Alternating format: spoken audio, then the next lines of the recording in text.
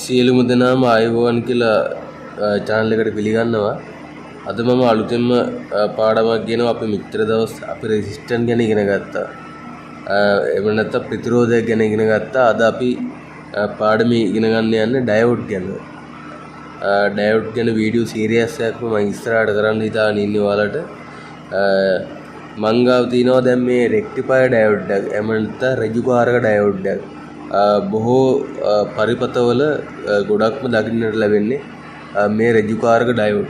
එතකොට AC ෆ්‍රීකවන්සියක් එහෙම නැත්නම් ප්‍රත්‍යාවර්ත ධාරා සංකේතයක් සරල ධාරාවක් බවට පත් කරන්න මේ රෙක්ටිෆයර් ඩයෝඩ් තමයි ගොඩක්ම පාවිච්චි කරන්නේ. ඔයාලා දැකලා ඇති බොහොමයක් පරිපතවල එහෙම නැත්නම් බොහොමයක් සර්කිට් වල ෆෝන් චාර්ජර් ගත්තත් ඕනෑම ලෝකෙ තියෙන ඕනෑම පරිපතයක් ගත්තත් මේ ඩයෝඩ් ඔයාලට දකින්න ලැබෙනවා. මම ඔයාලට සර්කිට් වලින් පෙන්නන්නම් ඒවට යොදාගෙන තියෙන තැන් වලින් මොන වගේ තැන් වලටද යොදාගෙන තියෙන්නේ කියලා. ඔව් යාළුවනේ මං ගාව පරිපතයක් තියෙනවා. මේ පරිපතේ බලන්න ඩයෝඩ් කොයි වගේ තැන් වලටද යොදාගෙන තියෙන්නේ කියලා. මෙන්න මේ වගේ තැන්වල බාන්න මේ ඩයෝඩ් යොදාගෙන තියෙනවා. මෙන්න මේ වගේ ධන ඍණ ભેදයක් තියෙනවා. රෙසිස්ටන්ට් වගේ නෙමෙයි, එහෙම නැත්නම් ප්‍රතිරෝධක වගේ නෙමෙයි. මේ වගේ ධනක් ඍණක් නැහැ මේ ප්‍රතිරෝධක වල. අපි කලින් පාඩම් වල ඉගෙන ගත්තේ. නමුත් මේ ඩයෝඩ් වල ධන ඍණ ભેදයක් තියෙනවා අනිවාර්යයෙන්ම. මේ පොඩි සිල්ල පාටින් නිකන් පටියක් වගේ ලකුණු කරලා තියෙන්නේ. ඒ පැත්ත තමයි ඍණ පැත්ත වෙන්නේ.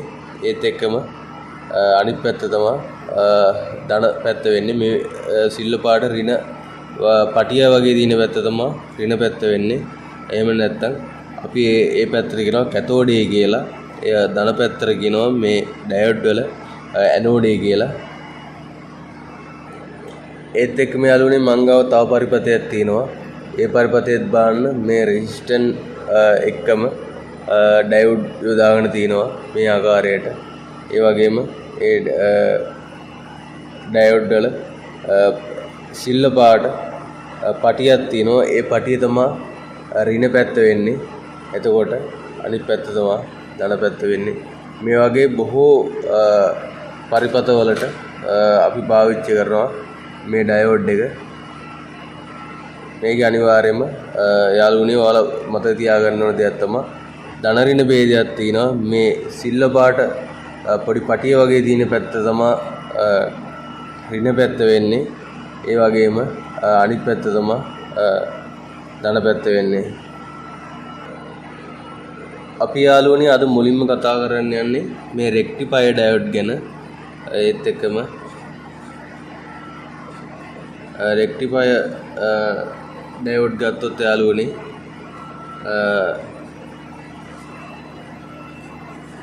බොහෝ වෙලාවට මේ රෙක්ටිෆයර් ඩයෝඩ් යොදාගන්නේ ෆ්‍රීකවන්සි රේන්ජ් එකක් එහෙම නැත්නම් AC ෆ්‍රීකවන්සි එකක් DC සරල ධාරාවක් බවට පත් කරන්න තමයි යොදාගන්නේ. මොකද අපිට ලැබෙන ගෙදරින් ලැබෙන 230 AC වෝල්ටේජ් එක අපි ට්‍රාන්ස්ෆෝමරයක් යොදාගෙන 9 වෝල්ට් හරි 12 වෝල්ට් හරි බවට පත් කරගන්න නම් අනිවාර්යයෙන්ම ඒ ට්‍රාන්ස්ෆෝමරයෙන් පස්සේ අපි අනිවාර්යයෙන්ම රෙක්ටිෆයර් එකක් යොදා ගන්න ඕන. මම ඉස්සරහට වීඩියෝ වලින් කියලා දෙන්නම් කොහොමද රෙක්ටිෆයර් එකක් හදාගන්නේ කියලා. එතකොට රෙක්ටිෆයර් එකක් එහෙම නැත්නම් මේ රජුකාරකයක් සාදා ගන්න අනිවාර්යයෙන්ම පාවිච්චි කරන්න ඕන මේ 1N4007 කියන මේ ඩයෝඩ් හතරක් අවශ්‍ය වෙනවා. ඒකට මම ඉස්සරහ වීඩියෝ වලින් කොහොමද රෙක්ටිෆයර් එකක් හදන්නේ කියලා මම ඔයාලට වීඩියෝ වලින් කියලා දෙන්නම්. අපි මේ ආකාරයට ගත්තොත් යාළුවනේ ඩයෝඩ් එකේ අපි සංකේතය වෙන්නේ මෙන්න මේ ආකාරයට. මේ ආකාරයට තමයි ඩයෝඩ් එකේ සංකේතය අපිට හඳුන්වන්නේ. එතකොට මේ පැත්ත තමයි ඍණ පැත්ත වෙන්නේ. එතකොට මේ පැත්ත තමයි ධන පැත්ත වෙන්නේ. අපි මේ පැත්තට කියනවා ඇනෝඩ් කියලා, ඇනෝඩේ කියලා. ඊට පස්සේ මේ පැත්තට අපි කියනවා කැතෝඩේ කියලා. එතකොට යාළුවනේ අපි පරිපතයකට සම්බන්ධ කරන්න පුළුවන් ඩයෝඩ් එකක් බොහෝ වෙලාවට පොසිටිව් එහෙම නැත්නම් නෙගටිව් මාරු වුණොත් මේ පරිපතේ විනාශ වෙන්නට පුළුවන්. ඒ නිසා තමයි අපි මේ ඩයෝඩ් එක බොහෝ වෙලාවට පාවිච්චි කරන්න පුළුවන් අවස්ථාවක් විදිහට යොදා ගන්න. එක එක අවස්ථාවලදී ඩයෝඩ් අපිට යොදා ගන්න පුළුවන්. නමුත් බොහෝ අවස්ථාවලදී අපිට ඩයෝඩ් එකක් යොදා ගන්න පුළුවන්. පරිපතේ ධන ඍණ මාරු වීමක් සිදු වුණොත් පරිපතය ආරක්ෂා කරගන්න අපිට ඩයෝඩ් එකක් යොදා ගන්න පුළුවන්. තවත් එක් ක්‍රමයක් විදිහට පාවිච්චි කරන්න පුළුවන්. ඒත් එක්කම තමයි මේ ඩයෝඩ් එකකින් කරන්නේ ධාරාව එක පැත්තකට එක දිශාවකට පමණක් ගමන් කිරීමක් තමයි කරන්නේ. එතකොට ආය එක පැත්තකට ගමන් කරනවා ඊට පස්සේ ආයි පිටිපස්සට ධාරාව ගලාගෙන යීමක් සිදු වෙන්නේ නැහැ. අපි උදාහරණයක් විදිහට අපි ගත්තොත් අපි ඩයෝඩ් එකක් ගත්තොත් අපි ඒකට සම්බන්ධ කරනවා 5 වෝල්ට් බැටරියක් 5 වෝල්ට් දුන්නොත් මේකේ ධන පැත්ත මේක ඍණ පැත්ත. එතකොට මේ ධන පැත්තට සම්බන්ධ වුණොත් මේක ඍණ පැත්ත. එතකොට මේ පරිපතේ සම්පූර්ණ වෙනවා. එතකොට කිසි ප්‍රශ්නයක් නැහැ. එතකොට බැරලාවක් හරි මේ පැත්තට ධාරාව ගමන් කරාට පස්සේ ඩයෝඩ් එක හරහා ආයි පිටිපසට ධාරාව ගලාගෙන එීමක් සිදු වෙන්නේ නැහැ කොයි මේලාවකවත්. මොකද මේ ඩයෝඩ් එකකින් නිකන් ටැප් එකක් ආකාරයට ඒක වැහෙනවා මේ පැත්තට ධාරාව ගලාගෙන එීමේදී. එතකොට යාළුවනේ අපිට ඩයෝඩ් එක සම්බන්ධ කරන්න පුළුවන් ආකාර දෙකක් තියෙනවා මූලික වශයෙන්ම. අපි ඒකට කියනවා මේකට කියන්න පුළුවන් අපිට පෙරනඹුරු අවස්ථාව කියලා. පෙරනඹුරුව එහෙම නැත්නම් අපි කියනවා මේකට ෆෝවර්ඩ් බයොස්. ෆෝවර්ඩ් බයොස් කියලා කියන්න පුළුවන්. ඊට පස්සේ අපිට පාවිච්චි කරන්න පුළුවන් රිවර්ස් බයොස් විදියටත් පාවිච්චි කරන්න පුළුවන්. ඒ කියන්නේ පසුනැඹුරු අවස්ථාව. ඒ අවස්ථාවේදී ධාරාව ගලාගෙන යීමක් සිදු වෙන්නේ නැහැ. පරිපතය සම්පූර්ණ වෙන්නේ නැහැ. අවස්ථාවේදී අපි බලමු ඒක කොහොමද ඇඳගන්නේ කියලා. මෙන්න මේ ආකාරයට තමයි යාළුවනේ පසුනැඹුරු අවස්ථාව අපි ඩයෝඩ් එකක් යොදාගත්තට පස්සේ සර්කිට් එකට 5 වෝල්ට් බැටරියක් දුන්නොත් මේ අවස්ථාවේදී මේ අපිට ධාරාව ගලාගෙන යීමක් සිදු වෙන්නේ නැහැ මේ ඩයෝඩ් එක හරහා. මොකද ඩයෝඩ් එකේ ධන ඍණ ભેදයක් තියෙනවා. ධන ඍණ ભેදයක් තියෙනවා. එතකොට ඒ ධන ඍණ ભેදයට අනුව අපිට පවර් සප්ලයි එක හම්බුනේ නැත්තම් මේ ඩයෝඩ් එක හරහා ධාරාව ගලාගෙන යෑමක් වෙන්නේ. ඔයාලා මේක හොඳට මතක තියාගන්න ඕන. ඒ වගේම තමයි යාළුවනේ තව දෙයක් කියන්න ඕන. මේ ඩයෝඩ් එක හැදිලා තියෙන්නේ මේ අර්ධ සන්නායක දෙකක එකතුවකින් තමයි හැදිලා තියෙන්නේ. මූලද්‍රව්‍ය දෙකක් එකතු වෙලා තමයි හැදිලා තියෙන්නේ. අපි ඒ ගත්තොත් සිලිකන් ඒ වගේම සිලිකන් වෙන්න පුළුවන්. ඒ වගේම ජර්මේනියම් වෙන්න පුළුවන්. මේ දෙකේ එකතු වෙලා ඒ වගේම මේ දෙක සිලිකන් වෙන්න පුළුවන්, ජර්මේනියම් වෙන්න පුළුවන්. මේවා පාවිච්චි කරලා තමයි මේ ඩයෝඩ් හදලා තියෙන්නේ. එතකොට ඩයෝඩ් වල අපි ගත්තොත් එහෙම සංකේතය ගත්තොත් මෙතන පොඩි පටියක් වගේ එකක් තියෙනවා සිල්වර් පාට. ඒ පටියේ තියෙන පැත්ත තමයි ඍණ වෙන්නේ. අනිත් පැත්ත තමයි ධන වෙන්නේ. සර්කිට් එකකට අපි පරිපතයකට පාවිච්චි කරද්දී අනිවාර්යයෙන්ම මේ ඩයෝඩ් එකේ ඒ වගේ ධන ඍණ ભેදය බලලා ඉවරලා අපි අනිවාර්යයෙන්ම දෙන්න ඕන.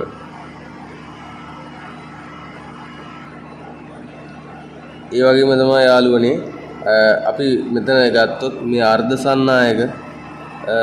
සන්නායක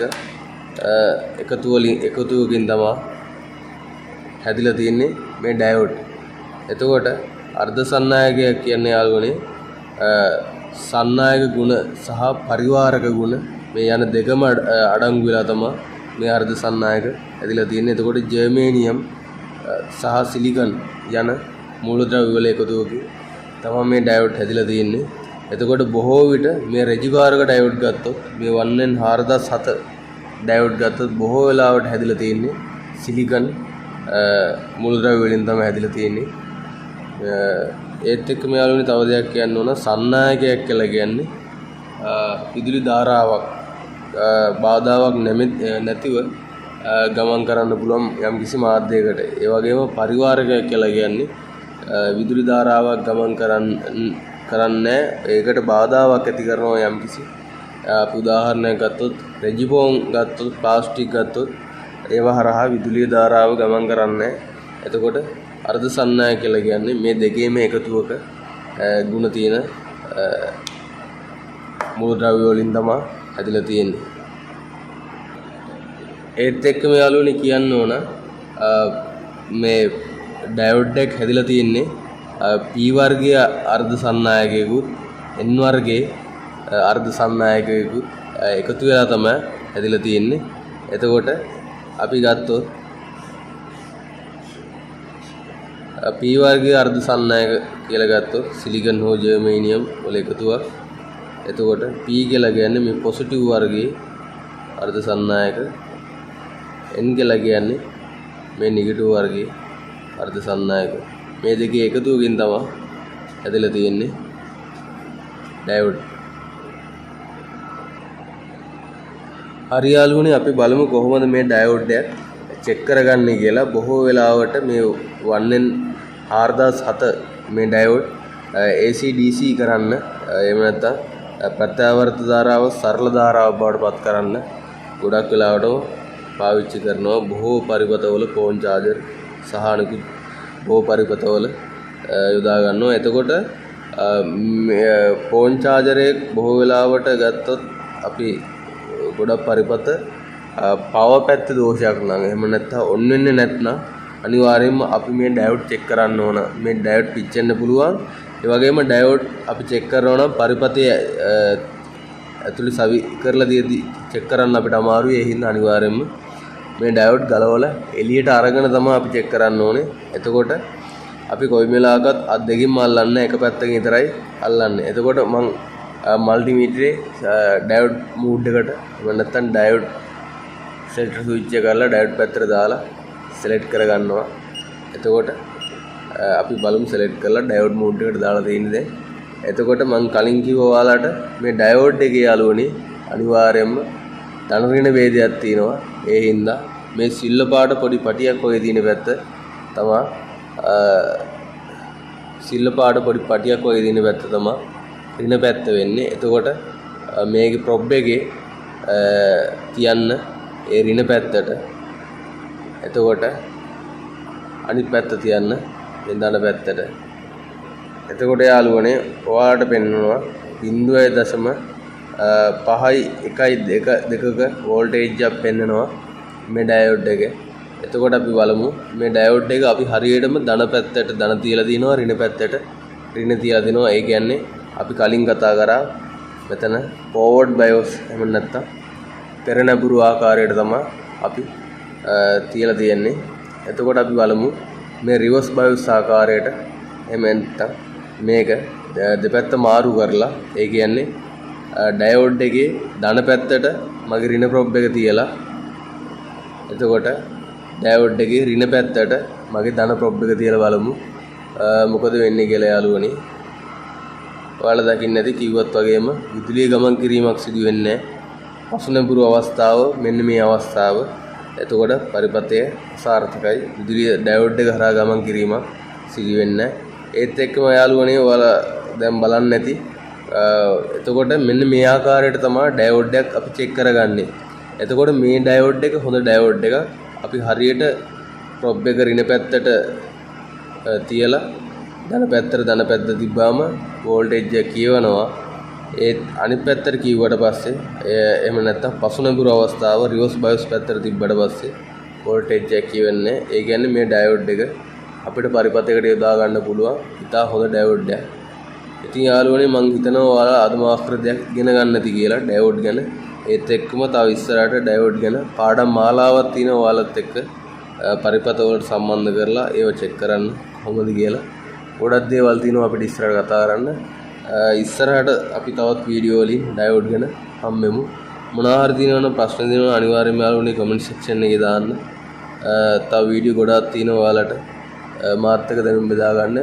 ඉතින් යාළුවනේ මොනවා හරි දැනගත්තා නම් මගේ channel එක අනිවාර්යෙන් subscribe කරලා share කරලා bell icon එක click කරන්න. සියලු දෙනාටම බොහොම ස්තුතියි.